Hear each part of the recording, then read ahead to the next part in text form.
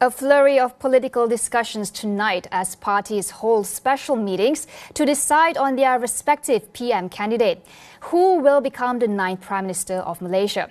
Joining me now is Raja Ahmad Iskandar Faris of Research for Social Advancement, or REFSA.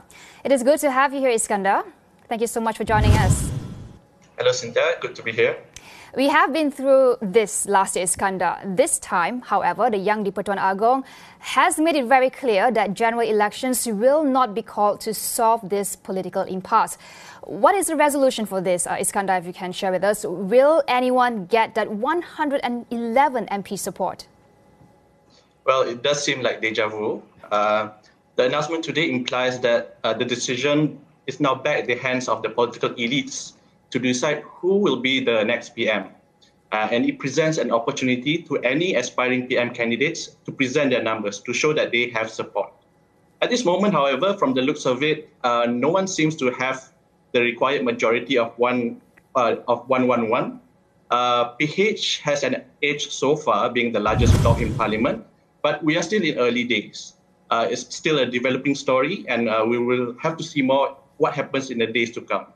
But ultimately, whatever claims they may be, the majority must be tested in the on the Parliament floor when the time comes later next month.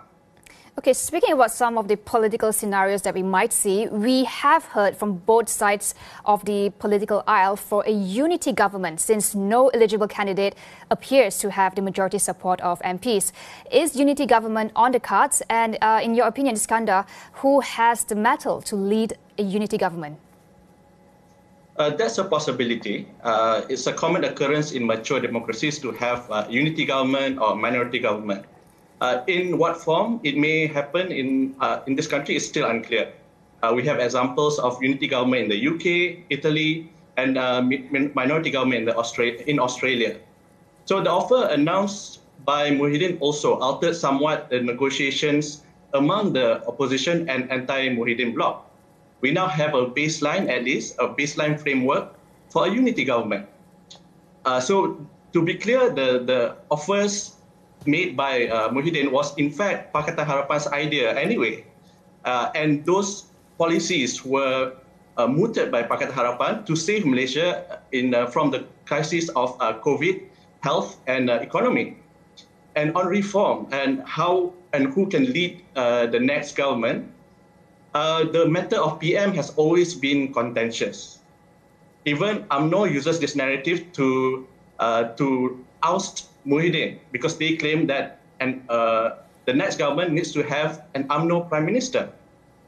So the potential key to break any deadlock in negotiation, I feel, is the aspiring PM candidate should give a commitment that he or she will try to curb the powers of the Prime Minister and the executive.